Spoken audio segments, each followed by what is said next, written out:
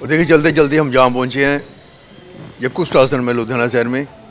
कहते हैं कि इंसान तो चला जाता है लेकिन इंसान की यादें नहीं जाती, कभी नहीं भूलता जब तक इंसान जिंदा रहता है। जो चले जाते हैं उनको वो हमेशा याद करते रहते हैं। तो आज यहाँ पर हम आए हैं डिम्पल गुलाटी जी, जिनकी धर्मपत्नी शर्मिला न्योपाने गुलाटी जी, उनका जन्मदिन है आज, लेकिन वो आज इस दुनिया में नहीं है।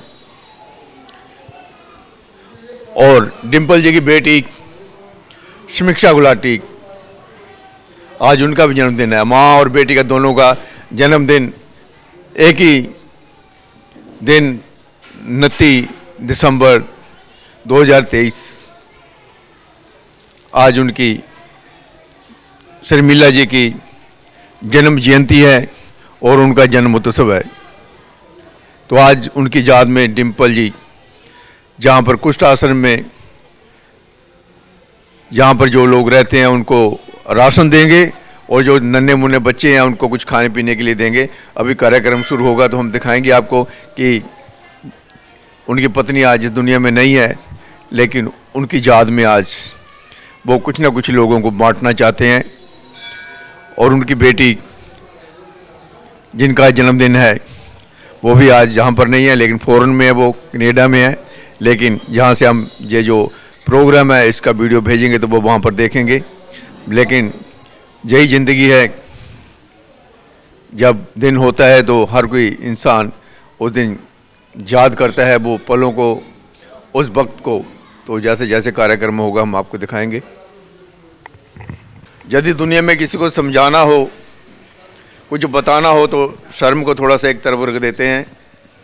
डिम्पल गुलाटी मेरे सामने हैं, कारोबारी हैं, बिजनेसमैन हैं, लेकिन जो यादें होती हैं ना, इनकी धर्मपत्नी शर्मिला जी कहते हैं कि वो समाज सेवी थी। उनके भी सीने में दर्द होता था जब कोई दुख में होता था।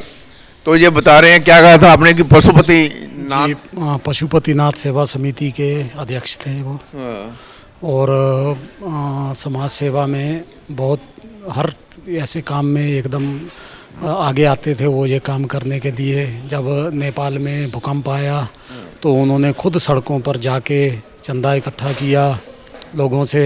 तब और भी संस्थाएं हमारे सहयोग में आई और हमने इधर से 2 ट्रक सामान इकट्ठा करके नेपाल के पहाड़ों में वो खुद गए बांटने के लिए। हम लोग खुद गए बांटने के लिए। हमने उधर पहाड़ों में जाके खुद जाकर सामान वो बांट के खुद अपने हाथों से बांट के आए हम। अच्छा, तो आपकी जो धर्मपत्नी क्या कितने साल हो गए इनकी डेथ को? 2 महीने हुए हैं। 2 महीने हुए अभी? 2 महीने। 2 महीने पहले तक वो दुनिया में थे, लेकिन परमात्मा को जो मंजूर था, हम परमात्मा के आगे किसी की नहीं चलती। वो 5 तत्व में उनका जो शरीर था विलीन हो गया।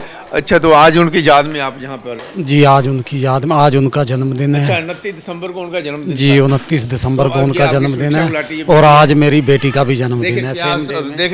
देखिए, बेटी का और माँ का जन्मदिन दोनों का एक ही दिन होता था, दोनों का केक कटता था। लेकिन 2 महीने पहले परमात्मा को जो मंजूर था वो हो गया। लेकिन आपका जो दिल इस समय जो है महसूस कर रहे हैं, तो आपने क्या सोचा जहाँ राशन बांटने के जगह? जी, हम लोगों ने हम अभी कुष्ठ आश्रम में हैं इस्लामगंज। तो हमने यहाँ इनके प्रधान जी को यहाँ आके मिला तो इन्होंने हमको ये सुझाव दिया कि यहाँ इन लोगों को राशन की आवश्यकता होती है। तो हम राशन प्लस इनको खाने का हमने इधर बनाया है। राशन में इनको हम दे रहे हैं, पूरा घर का राशन दे रहे हैं।